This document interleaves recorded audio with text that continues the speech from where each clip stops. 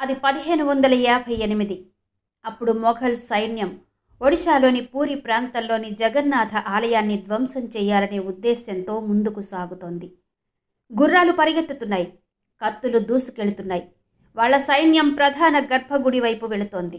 అప్పుడే అనుకోకుండా ఒక వింత తుఫాను తలెత్తింది. సూర్యరశ్మి అకస్మాత్తుగా మాయమైంది. చుట్టూ చీకటి పడింది. అప్పుడు సైనికులు ఆలయం లోపలి నుండి ఒక భయంకరమైన కాంతి వస్తున్నట్టు చూశారు. ఈ దృశ్యం ఎంత భయానకంగా ఉందంటే అది చూసిన చాలామంది సైనికులు స్పృహ తప్పి పడిపోయారు. కొంతమంది ప్రాణాలతో బయటపడ్డారు. ఇది కేవలం చారిత్రాత్మక ఘట్టమా, లేక జగన్నాథుడు నిజంగానే తన ఆలయాన్ని కాపాడుతున్నాడా అన్న విషయాన్ని ఆలోచించండి. పూరీ జగన్నాథ ఆలయం కేవలం భక్తి కేంద్రమే కాదు, లెక్కలేనన్ని రహస్యాలను దాచుకున్న ఒక నిశ్శబ్ద ప్రపంచం. ఈ ఆలయం మీద జెండా ఎల్లప్పుడూ గాలికి వ్యతిరేక దిశలో ఎందుకు ఎగురుతుందో ప్రసిద్ధ గ్రంథం భవిష్యమాలికలో పొందుపరిచి ఉంది.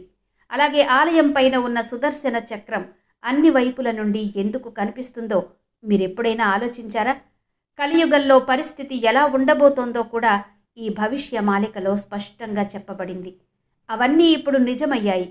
వీటిలో అత్యంత ప్రసిద్ధి చెందింది కోవిడ్-19 అంటే కరోనా సంఘటన.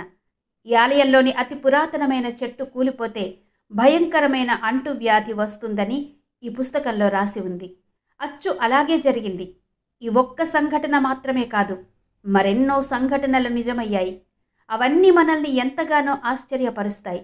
ఈ ఆలయం లోపల కదిలించే మరెన్నో రహస్యాలు దాగి ఉన్నాయి. అతిపెద్ద రహస్యం బ్రహ్మ పదార్థం అంటే శ్రీకృష్ణుని హృదయం. శ్రీకృష్ణుని హృదయం ఇప్పటికీ ఈ ఆలయంలో ఉందని నమ్ముతారు. ఇది ప్రతి 12 సంవత్సరాలకు ఒకసారి పాత విగ్రహం నుండి తీసి కొత్త విగ్రహంలోకి అమరుస్తారు. ఈ ప్రక్రియ చాలా ముఖ్యమైంది. ఈ సమయంలో ఎవరైనా శ్రీకృష్ణుని హృదయాన్ని గనక చూస్తే వెంటనే మరణిస్తారు. ఇలాంటి అనేక వింత విషయాలు ఇక్కడ అనేకం ఉన్నాయి. గత 800 ఏళ్లుగా ఈ ఆలయ పైకప్పు మీద ఎగిరే జెండాను ప్రతిరోజు మారుస్తూనే ఉంటారు. ఒక్కరోజు కూడా మార్చకపోయినా అది అరిష్టం అని చెప్తారు. అలా కనుక జరిగితే 18 ఏళ్ల పాటు ఆలయాన్ని మూసివేయాల్సి ఉంటుందని చెప్తారు. బ్రిటిష్ వారు ఇది మూఢనమ్మకం అంటూ ఈ ప్రక్రియను అడ్డుకునే ప్రయత్నం చేశారు. అయితే అప్పుడు వారికి ఏమైందో తెలిస్తే షాక్ అవుతారు. ఈ ఆలయ ప్రధాన ద్వారం వద్ద 22 మెట్లున్నాయి. వీటిని దాటాల్సి ఉంటుంది. అయితే వీటిలో 3వ మెట్టు మీద అడుగు పెట్టి వెళ్ళాలి. కానీ ఆ 3వ మెట్టు మీద ఎక్కితే చావు వస్తుంది అనేది నమ్మకం. ఇక అప్పుడు ఆలయ వంటగదికి వస్తే అక్కడ ప్రసాదాన్ని 7 కుండల్లో కలిపి వండుతారు. అయితే తక్కువ మంట పైన ఉన్న మొదటి కుండ ఎలా ఉడుకుతుంది? ఆలయ వంటగది సైన్స్ను కూడా సవాలు చేస్తుందా? ఇలాంటి మరెన్నో షాకింగ్ సీక్రెట్స్ ఇక్కడ దాగి ఉన్నాయి. ఇది కేవలం ఆలయం మాత్రమే కాదు, మతం, విజ్ఞానం, వాస్తుశిల్పం, అద్భుతాలు కలిసి ఉండే ఒక పుణ్యస్థలం. ఇక్కడ విశ్వాసం అంటే కేవలం ఆరాధన మాత్రమే కాదు, రహస్యాలను తెలుసుకోవడానికి సిద్ధంగా ఉండడం. కాబట్టి ప్రతి అధ్యాయం మిమ్మల్ని ఆశ్చర్యపరుస్తుంది. ప్రతి ప్రశ్నకు భగవంతుడే సమాధానమైన జగన్నాథ ఆలయానికి ఆ రహస్య ప్రయాణాన్ని కొనసాగిద్దాం. కాబట్టి వీడియోని చివరి వరకు చూడండి.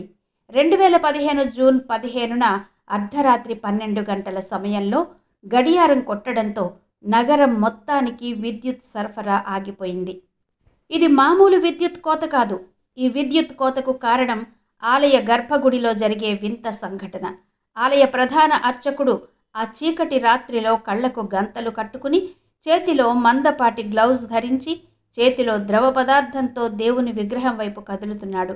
అది బ్రహ్మ పదార్థం అని పిలువబడే శ్రీకృష్ణుని హృదయం. సరిగ్గా 12 సంవత్సరాల తర్వాత ఆ రోజు ఆలయంలో ఈ ప్రక్రియ మళ్లీ పునరావృతమవుతోంది. ఇక్కడ జగన్నాథుడి హృదయాన్ని పాత విగ్రహం నుండి తొలగించి కొత్త విగ్రహంలో ప్రతిష్ఠించారు. భగవంతుని శరీరాన్ని మార్చి ఆత్మను చెక్కు చెదరకుండా ఉంచే ఆచారం ఇది. భగవంతుడి ఇప్పటికీ సజీవ రూపంలో నివసించే ప్రపంచంలోని ఏకైక ఆలయం ఇదే అని మీకు తెలుసా? శరీరం పాతబడినప్పుడు అది కొత్త జన్మను పొందినట్టే కొత్త శరీరాన్ని ఇస్తుందని నమ్ముతారు. ఈ బ్రహ్మ మూలకాన్ని ఇంతవరకు ఎవ్వరూ చూడలేదని చెబుతారు. చూసేందుకు ప్రయత్నించిన వారెవరూ ప్రాణాలతో బయటపడలేదు. ఆలయం లోపల స్వచ్ఛమైన బ్రాహ్మణులు మాత్రమే ఈ క్రతువును నిర్వర్తిస్తారు. వారి కుటుంబం శతాబ్దాలుగా ఈ పని చేస్తోంది.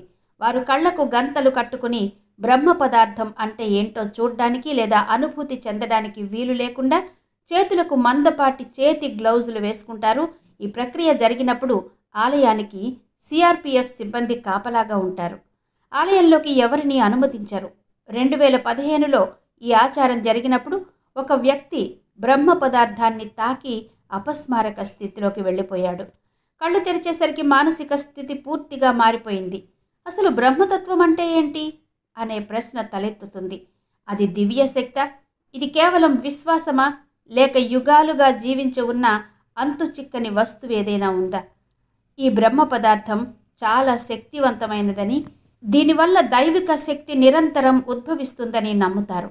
ప్రఖ్యాత భారతీయ పురావస్తు శాఖ శాస్త్రవేత్త ప్రవీణ్ మోహన్ ప్రకారం శ్రీకృష్ణుడు కేవలం మానవుడు మాత్రమే కాదు, పరమాత్ముడు, శ్రీకృష్ణుని గుండె అని కూడా పిలువబడే బ్రహ్మ పదార్థం వాస్తవానికి ఆర్క్ రియాక్టర్ అని ఆయన అభిప్రాయపడ్డారు. అంటే భీకర స్థాయి శక్తిని ఉత్పత్తి చేసే పరికరం. జగన్నాథ విగ్రహాలను కలపతో ఎందుకు తయారు చేస్తారో కూడా వివరించారు. ఆయన అభిప్రాయం ప్రకారం కలప విద్యుత్తును ప్రసారం చేయదు. దీనివల్ల బ్రహ్మ పదార్థం నుంచి వెలువడే విద్యుదయస్కాంత శక్తిని ఇది ఆపేస్తుంది. ఇప్పటి వరకు దీన్ని ఎవరు చూడలేదని నమ్ముతున్నప్పటికీ సుమారు 50 సంవత్సరాల క్రితం ఒక వ్యక్తి ఈ హృదయాన్ని చూశానని పేర్కొన్నాడు. గుండె వెండిలా మెరుస్తోందని చెప్పారు. దీంతో ప్రతి 12 ఏళ్లకొకసారి విగ్రహాలను మార్చాల్సి వస్తోంది. ఆ బ్రహ్మ పదార్థాన్ని వెలుగులోకి తీసుకురాగానే అది చక్రంలా తిరుగుతూ భీకరంగా కంపించడం ప్రారంభించిందని ఆ వ్యక్తి చెప్పాడు. అంటే ఈ బ్రహ్మ పదార్థానికి వెలుగు తాకినప్పుడు ఇది మరింత యాక్టివ్ అవుతుంది. అలాగే ఇది ప్రమాదకరంగా కూడా మారుతుంది. ఈ కారణంగా పాత విగ్రహం నుండి కొత్త విగ్రహానికి మారిన ప్రతిసారి నగరం మొత్తం విద్యుత్తును నిలిపివేస్తారు. ఇది ఇప్పటికీ సైన్స్కు అందని షాకింగ్ మిస్టరీగా ఉంది. ఇది భక్తులకు తప్ప మరెవరికీ అర్థం కాలేదు.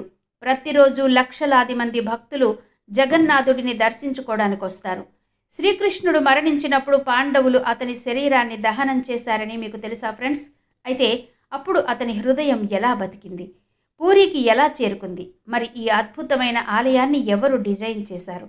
ఇంత అద్భుతంగా జగన్నాథుడి విగ్రహాన్ని ఎవరు తయారు చేశారు? ఇంటర్నెట్లో, పుస్తకాలలో లేని ఈ రహస్య మరియు ఆసక్తికరమైన విషయాలు ఇప్పుడు తెలుసుకుందాం. కానీ అంతకుముందు మీకు వీడియో నచ్చితే లైక్ చేసి కామెంట్లో జై జగన్నాథ్ అని రాయండి. సుమారు 5000 సంవత్సరాల క్రితం మహాభారత యుద్ధం తరువాత మృతదేహాలు మాత్రమే యుద్ధరంగంలో చుట్టూ పడి ఉన్నాయి. అక్కడ ఉన్న లక్షలాది మృతదేహాలు అందరి హృదయాలను కలచివేశాయి. కౌరవుల తల్లి గాంధారి ఈ వినాశనానికి కారణం శ్రీకృష్ణుడికి చెప్పింది. శ్రీకృష్ణుడు తలుచుకుంటే ఈ యుద్ధం జరిగేది కాదని, కానీ తాను అలా చేయలేదని, దాంతో గాంధారి కోపంతో శ్రీకృష్ణుణ్ణి శపించిందని అందరికీ తెలుసు. నా వంశం ఎలా నాశనమైందో అదేవిధంగా మీ వంశం కూడా నాశనం అవుతుంది అని కృష్ణుడికి శాపమిచ్చింది. అలా శ్రీకృష్ణుడి వంశం కూడా పూర్తిగా నాశనమైపోయింది. ఆ తర్వాత శ్రీకృష్ణుడు ఒకరోజు అడవిలో విశ్రాంతి తీసుకుంటున్నప్పుడు ఒక వేటగాడు అతన్ని జింకగా భావించి అతనిపై బాణాన్ని వదిలాడు. అది శ్రీకృష్ణుని పాదాలను తాకిన వెంటనే కృష్ణుడు ఈ లోకాన్ని విడిచిపెట్టాడు. అలా అతని మరణంతో ద్వారకా నగరం మొత్తం నీటిలో మునిగిపోయిందని, దీనివల్ల అతని రాజవంశం మొత్తం తుడిచిపెట్టుకుపోయిందని చెబుతారు. వేటగాడు పొరపాటున అతన్ని చంపినప్పుడు అతను చాలా పశ్చాత్తాపం చెంది శ్రీకృష్ణుడికి క్షమాపణ చెప్పాడని పురాణాల ద్వారా తెలుస్తోంది. కానీ శ్రీకృష్ణుడు చెప్పింది ఏంటంటే, ఇది నా చర్యల ఫలితమే అన్నాడు. అంటే పూర్వజన్మలో నువ్వు గొప్ప కోతిరాజు బలివని, రామావతారంలో మోసగాడిని చంపడంతో ఈరోజు నా చావుకు నువ్వే కారణమని వివరించాడు. పాండవులు ఈ విషయం తెలుసుకున్నాక వారు శ్రీకృష్ణుని అంతిమ సంస్కారాలను పూర్తి ఆచారంతో నిర్వహించారు. అయితే అతని శరీరం కాలి పంచభూతాలలో కలిసిపోయింది. కానీ అతని హృదయం మండడానికి బదులుగా అది మరింత శక్తితో కొట్టుకోవడం ప్రారంభించింది. ఈ గుండెను బ్రహ్మ పదార్థం అని పిలిచేవారు. అర్జునుడు ఈ గుండెను ఒక చెక్కపై ఉంచి నదిలోకి విసిరేశాడు. చాలా కాలం పాటు ప్రవహించిన తర్వాత ఈ బ్రహ్మ పదార్థం ఒరిస్సా తీరానికి చేరుకుంది. అప్పట్లో ఆ తీరంలో సబ్రా తెగకు చెందిన ప్రజలు నివసించేవారు. ఆ తెగకు అధిపతి అయిన విశ్వవసు ఈ బ్రహ్మ పదార్థాన్ని చూసి దాని శక్తికి, దివ్య కాంతికి ముగ్ధుడయ్యాడు. వెంటనే అది భగవంతుని రూపమని గుర్తించి నీలమాధవుడిగా ఆరాధించడం ప్రారంభించాడు. అదే సమయంలో ఇంద్రద్యుమ్న మహారాజు మాల్వా రాజ్యాన్ని పరిపాలించాడు. ఆయన మహావిష్ణువు భక్తుడు. ఒకరోజు నీలమాధవుడు అంటే విష్ణువు మరో రూపం ఈ రూపాన్ని చూడాలనే కోరికను వ్యక్తం చేసి అతని కోసం వెతకడం ప్రారంభించాడు. ఒక రాత్రి విష్ణువు స్వయంగా అతని కలలో కనిపించి బ్రహ్మ పదార్థం కనిపెట్టి ఒక గొప్ప ఆలయాన్ని నిర్మించమని కోరాడు. ఈ బ్రహ్మ పదార్థం నీలాచల్ పర్వతంలో దొరుకుతుందని చెప్పాడు. ఆ తరువాత రాజు తన బ్రాహ్మణ పూజారి విద్యాపతిని ఈ విగ్రహాన్ని తెలుసుకోమంటూ ఆదేశించాడు. విద్యాపతి దానికోసం చాలా రోజులు నీలాచల్ పర్వతంలోని వివిధ ప్రాంతాలలో వెతికాడు. చివరికి ఈ విగ్రహాన్ని గిరిజన నాయకుడు విశ్వవసు ఒక గుహలో దాచాడని, అతన్ని దైవంగా ఆరాధిస్తున్నారని తెలుసుకున్నాడు. దాన్ని దర్శించేందుకు అనుమతి ఇవ్వాలని విద్యాపతి కోరగా అప్పుడు విశ్వవసు అది తన ఆచారానికి సంబంధించిన వ్యక్తిగత విషయమని చెప్పి పర్మిషన్ ఇవ్వలేదు. ఆ తర్వాత విద్యాపతి తెలివిగా విశ్వవసు కుమార్తె లలితను వివాహం చేసుకున్నాడు. అలా విద్యాపతి లలిత సహాయంతో విశ్వవసును ఒప్పించి వారు ఆ గుహ వైపు వెళ్లారు. విద్యాపతి నీలమాధవుడి విగ్రహాన్ని చూడగానే తన శక్తికి ముగ్ధుడై వెంటనే ఇంద్ర మహారాజుకు ఈ విషయం చెప్పాడు. అయితే ఇంద్ర మహారాజు అక్కడికి చేరుకునే సమయానికి విశ్వవసు ఆ విగ్రహాన్ని అక్కడి నుంచి తప్పించడం రాజుకు చాలా బాధ కలిగించింది. తిరిగి తన రాజభవనానికి చేరుకున్నాడు. ఆ తర్వాత మళ్ళీ రాత్రి విష్ణుమూర్తి కలలో వచ్చి పూరి ఒడ్డుకు ఒక పెద్ద వేప చెట్టు కొమ్మ కొట్టుకుని వస్తుంది, నువ్వు ఆ చెట్టు కొమ్మను తీసుకుని నా కోసం కొత్త విగ్రహాన్ని తయారు చెయ్యి అని చెప్పాడు. ఆ కొమ్మ ఎత్తలేనంత పెద్దదిగా ఉంది. చివరికి ఎలాగోలా ఆ కొమ్మను రాజభవనానికి తీసుకురాగలిగారు. కానీ ఇప్పుడు ప్రశ్న ఏంటంటే దాంతో దేవుని విగ్రహాన్ని ఎవరు తయారు చేస్తారు అని. ఎంతోమందికి విగ్రహాలు తయారు చేసే వాళ్లకు ఈ విషయం చెప్పారు, కానీ ఎవరూ సరిగ్గా చేయలేకపోయారు.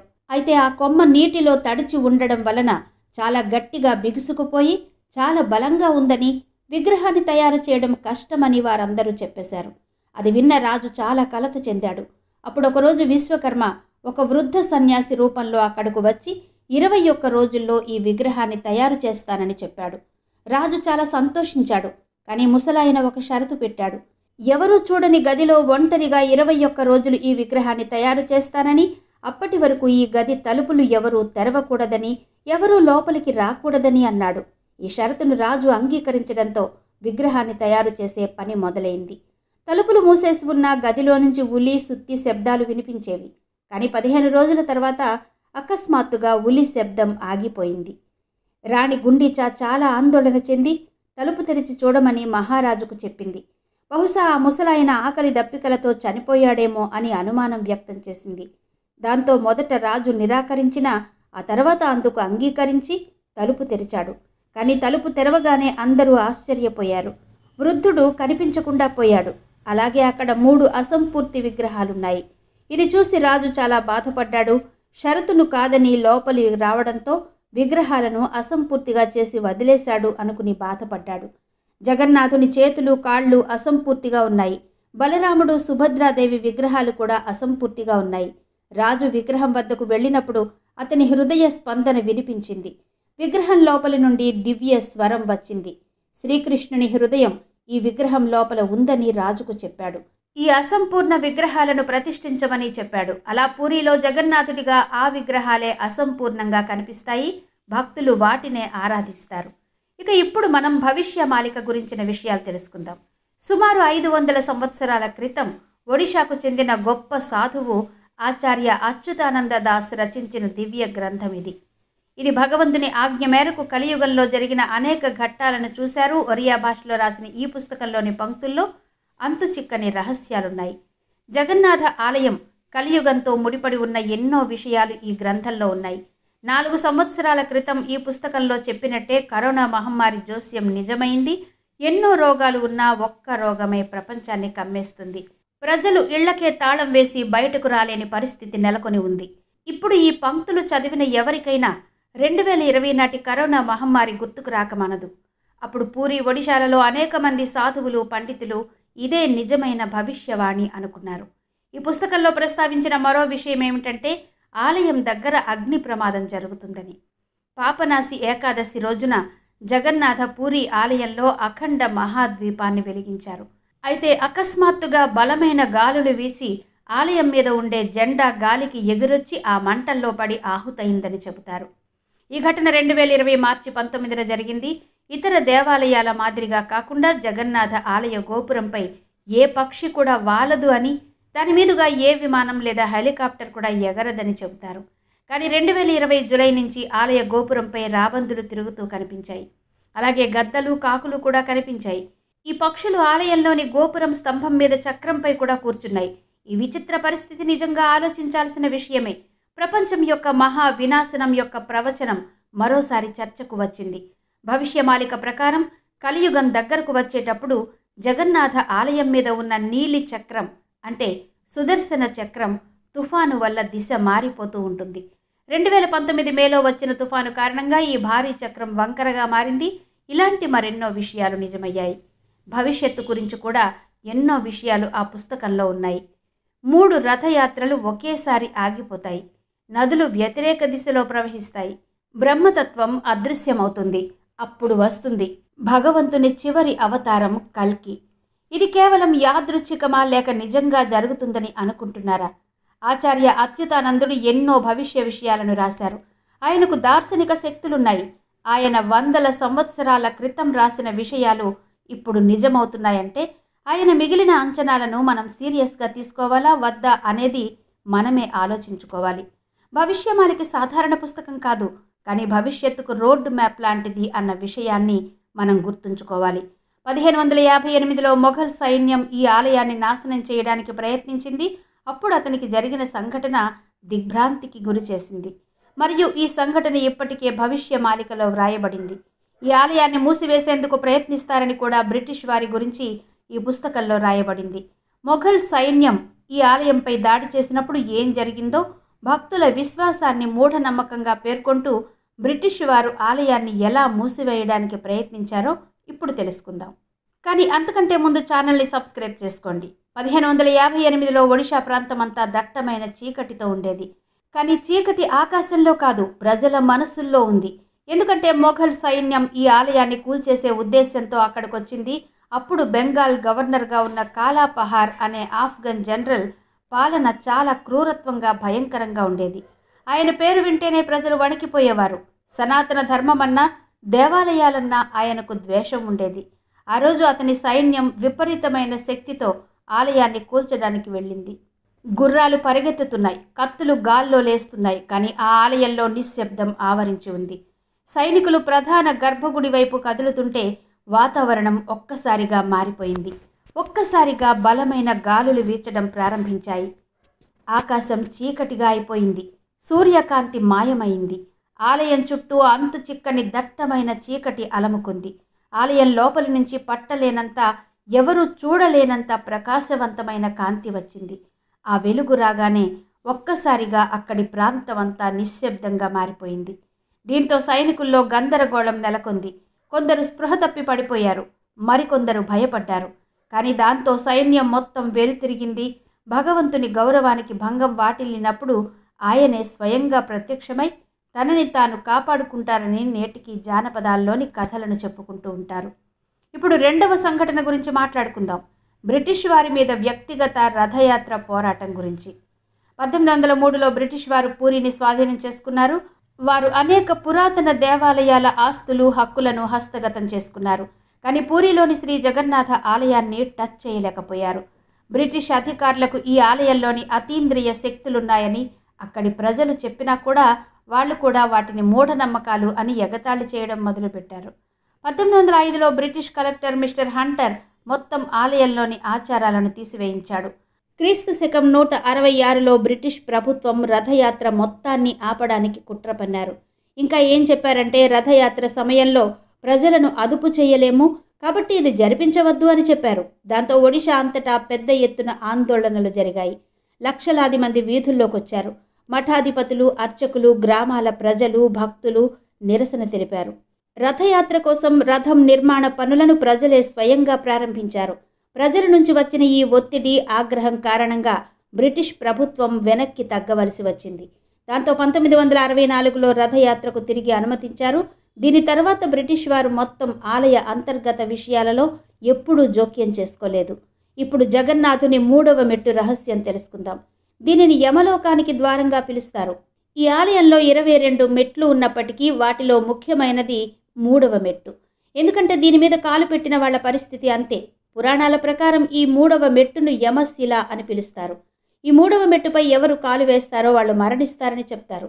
వాస్తవానికి ఒకసారి యమరాజు గారు జగన్నాథుని వద్దకు వెళ్ళి భక్తులు నిన్ను చూడగానే వాళ్ళ పాపాలు తొలగిపోతాయి కదా, అప్పుడు ప్రజలందరూ పూరిని సందర్శించుకుని వెళ్ళిపోతారు, అప్పుడు యమలోకానికి ఎవరు రారు కదా అని చెప్పాడు. అప్పుడు జగన్నాథుడు ఈ ఆలయంలోని 3వ మెట్టు మీద నీ స్థానం ఏర్పాటు చేసుకో అన్నాడు. అంటే ఈ ఆలయం యొక్క 3వ మెట్టు మీద ఎవరు అడుగు పెట్టినా వాళ్ళు మరణిస్తారు అని చెప్పాడు.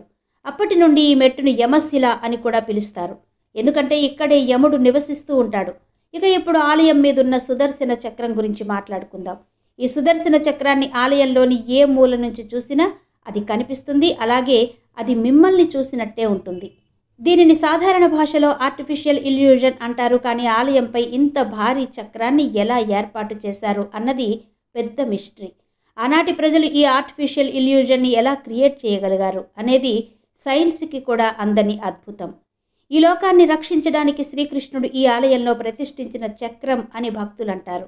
అయితే భవిష్యమాలిక ప్రకారం ఈ ఆలయం సముద్రంలో మునిగిపోయినప్పుడు కలియుగం దాని చివరి దశలో విష్ణువు యొక్క చివరి అవతారం కల్కి వస్తాడని రాసి ఉంది. ఇక ఇప్పుడు పూరి జగన్నాథ ఆలయంలోని వంటశాల గురించి తెలుసుకుందాం. ఈ వంటశాల ప్రపంచంలోనే అతిపెద్ద, అత్యంత రహస్యమైన వంటగది. అతిపెద్ద రహస్యం ఏంటంటే ఇక్కడ ప్రసాదాన్ని 7 మట్టి కుండల్లో తయారు చేసి ఒక్కో పాత్రను ఒక్కో దానిపై మరొకటి ఉంచుతారు. అయితే కింది కుండకు ఎక్కువ సెగ తగులుతుంది కాబట్టి ముందు అందులోని ప్రసాదం ఉడుకుతుంది. ఇది సైన్స్ అని మనకు తెలుసు. కానీ ఇక్కడ రివర్స్లో ఉంటుంది. ఇక్కడ ముందుగా మొదటి కుండలో ఉన్న ప్రసాదం తయారవుతుంది. ఇది ఎలా అన్నది ఇంతవరకు సైన్స్కి అందని వ్యవహారం. ఇక్కడ ప్రసాదాన్ని తయారు చేసే పనిని సేవాయత్తు బ్రాహ్మణులు మాత్రమే చేస్తారు. బయట వ్యక్తుల ప్రవేశానికి అనుమతి ఉండదు. ఈ పవిత్ర వంటగదిలో కట్టెల పొయ్యిపై మాత్రమే ప్రసాదాలను తయారు చేస్తారు. ఈ మొత్తం ఆలయంలో రోజు 50,000 మంది నుంచి 2 లక్షల మందికి మహాప్రసాదం పంపిణీ చేస్తారు. కానీ అద్భుతం చూడండి, ప్రసాదం ఎప్పుడూ వృధా కాదు, అలాగని తక్కువగాను ఉండదు. ఆ మహాలక్ష్మి స్వయంగా ప్రతిరోజు వంటగదికి వచ్చి వంట వాళ్లలో శక్తిని ఇచ్చి వాళ్లతో శుచిగా, శుభ్రంగా ప్రసాదం తయారు చేసేలా చేస్తుందని భక్తులు నమ్ముతారు. ఇది కేవలం సంప్రదాయం మాత్రమే కాదు, శతాబ్దాలుగా కొనసాగుతున్న సంప్రదాయం. అది సాధారణ మనుషులకు అర్థం కాదు. మరో షాకింగ్ విషయం ఏంటంటే 500కు పైగా ఇక్కడ వంటగదులున్నాయి. ఇంత పెద్ద వంటశాలలో రోజు 100 క్వింటాళ్ల కొద్దీ ధాన్యం, కూరగాయలు, మసాలా దినుసులు వాడతారు. కానీ ఎప్పుడూ ఇక్కడ దుర్వాసన అనేది రాదు. అగ్నిదేవుడు, లక్ష్మీదేవి అనుగ్రహమే ఈ వంటగదిని అన్ని రకాల మలినాల నుంచి దూరంగా ఉంచుతుందని చెబుతారు. 18వ శతాబ్దంలో మరాఠా పాలనలో ఒక అధికారి వంటగది అద్భుతాన్ని చూసి అదంతా మూఢనమ్మకం అని కొట్టిపారేశాడు. వంట చేసే పాత్రలు మార్చేయాలంటూ ఆర్డర్ పాస్ చేశాడు. అయితే ఆ రోజు కూడా కొంచెం కూడా ప్రసాదం వేస్ట్ కాలేదు, అలాగని మిగిలిపోను లేదు, సరిగ్గా సరిపోయింది. దాంతో ఆశ్చర్యపోయాడు. ఇకపై వంటగది విషయంలో జోక్యం చేసుకోనని ఆ అధికారి శపథం చేశారు. ఇలాంటి షాకింగ్ సీక్రెట్స్ ఆ ఆలయంలో మరెన్నో ఉన్నాయి. కొన్నిసార్లు జీవితంలో సైన్స్కి కూడా అందని ఎన్నో విషయాలుంటాయి. జగన్నాథుడు కేవలం భగవంతుడు మాత్రమే కాదు, సైన్స్కి అందని ఒక శక్తి. ఈ వీడియో మీకు ఎలా అనిపించింది? కమెంట్ బాక్స్లో చెప్పండి. మా ఈ వీడియోని లైక్ చేసి షేర్ చేయడం మాత్రం మర్చిపోవద్దు.